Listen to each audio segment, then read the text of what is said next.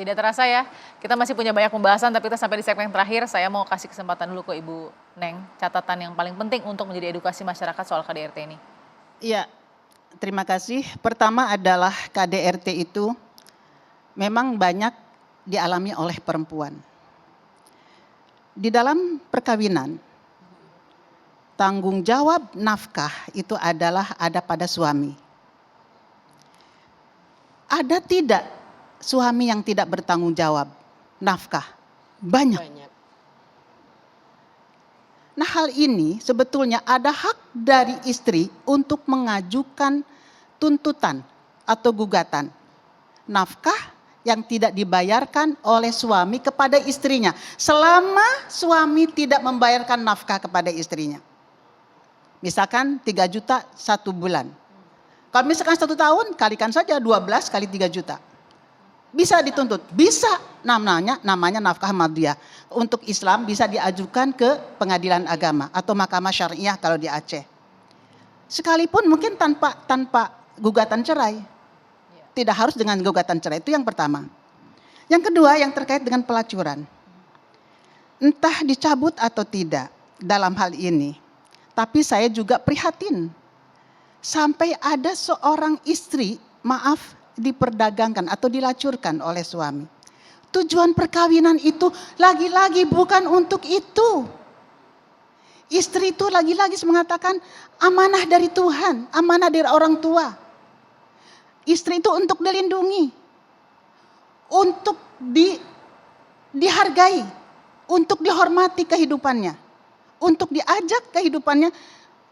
Menurut Ustadzah mungkin dalam surah Al-Baqarah, istri itu adalah pakaian suami, suami pakaian istri. Harus saling melindungi, bukan untuk diperdagangkan seperti itu. Baik. Dan dalam hal ini, di dalam Undang-Undang PKDRT, pasal 46, pasal 47, Undang-Undang PKDRT, itu adalah bukan delik aduan. Untuk pasal 8 huruf B, ya, istri katakanlah anggota rumah tangga, yang dikatakanlah kekerasan seksual dengan tujuan komersial atau tujuan tertentu, itu bukan delik aduan, tapi delik biasa. Yang delik aduan itu pasal 46.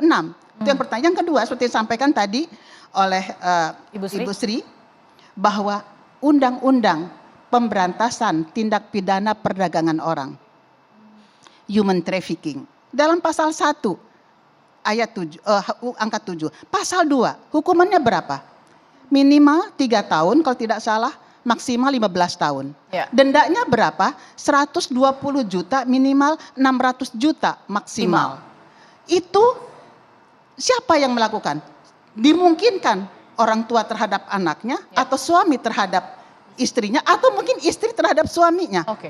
Itu sangat dimungkinkan. Hal ini ada sebetulnya, lagi-lagi saya menyampaikan sebetulnya undang-undang itu sudah cukup.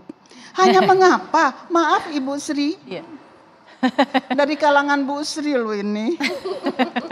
Aku sedih loh. Iya. Ini PR Ibu Sri sebagai senior. PR Ibu Sri sebagai jenderal di sini, Masya Allah. Iya. Nah itu, jadi mungkin itu dari saya. Baik, Ibu Neng. Dan satu lagi, pelacuran itu tidak hanya germo yang harus dihukum, tapi pemakainya, penggunanya. Dari dulu saya sudah teriak-teriak. Baik.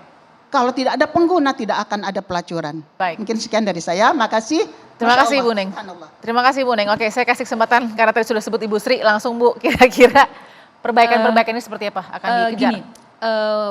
Korban kekerasan siapapun dia, mau laki dia perempuan, sadarlah bahwa sikap permisif Anda akan menjadi insentif bagi pelaku untuk mengulangi perbuatan dan menciptakan perbuatan yang lebih besar.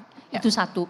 Ketika Anda ingin mendidik keluarga, maka sikap permisif ini dibawalah dalam komunikasi yang tegas, jelas arahnya kemana, buatlah perjanjian. Ini terakhir, masih ulangi lagi, zero tolerance. Itu satu. Yang kedua, kasus yang menggelikan, yang menjijikan terjadi di lingkungan saya gitu ya. Ini kasus yang sangat aneh ya.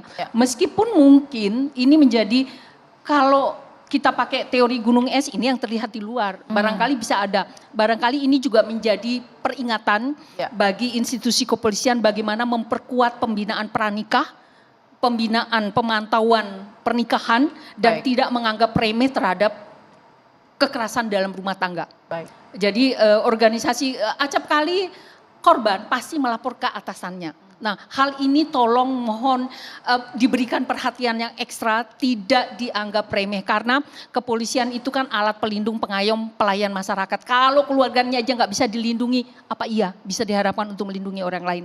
Jadi sekali lagi mohon ada dua, korban jangan memberi insentif kepada pelaku, dan organisasi kepolisian mohon ya lebih peka terhadap laporan-laporan dari siapapun, mau suami atau mau istri, mau anak atau keluarga inti di dalam, termasuk pembantu rumah tangga. Terima kasih. Terima kasih Ibu Sri. Saya mau kasih ke Ustazah dulu, Ustazah sebelum ke Mbak Ami.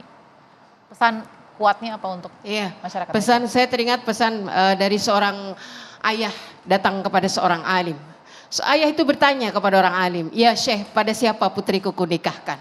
Maka Syekh menjawab, "Nikahkanlah putrimu dengan seorang laki-laki yang beriman dan bertakwa." Kenapa? Karena kalau dia mencintai putrimu, dia akan memuliakannya. Kalau dia tidak mencintai putrimu, dia tetap akan menghargainya. Pernikahan bukan hanya modal cinta, karena cinta bisa hilang, bisa tenggelam, bahkan bisa mati. Pondasi pernikahan yang membuat kuat pernikahan adalah ikatannya takwa. Yang kedua ilmu, yang ketiga kesiapan mental. Dengan modal yang tiga ini, insya Allah bisa membangun rumah tangga yang sakinah, mawaddah warahmah. Di balik peristiwa yang tragis dalam kehidupan keberpasangan, insya Allah banyak pasangan yang sukses di dunia, insya Allah sampai surga. Amin, insya Allah. Oke, Mbak Ami silakan, singkat saja Mbak Ami. Iya, Undang-Undang PKDRT telah melarang 4 bentuk kekerasan. Dilarang melakukan kekerasan fisik, dilarang melakukan kekerasan psikis, melakukan kekerasan seksual, dan melakukan penelantaran. Namun kasus masih terus terjadi. Jadi mari kita semua sama-sama memastikan baik semua profesi maupun semua kalangan mencegah dan membantu korban kekerasan dalam rumah tangga. Mbak Ami terima kasih, Ustazah Yati terima kasih, Ibu Sri terima kasih, dan juga Ibu Neng tentunya terima kasih spesial sekali Jumat kita di malam hari ini ya. Luar biasa. Pemirsa, kita akan jumpa lagi minggu depan dan jangan lupa nonton terus siaran digital TV One ya. Sehat selalu, sampai jumpa.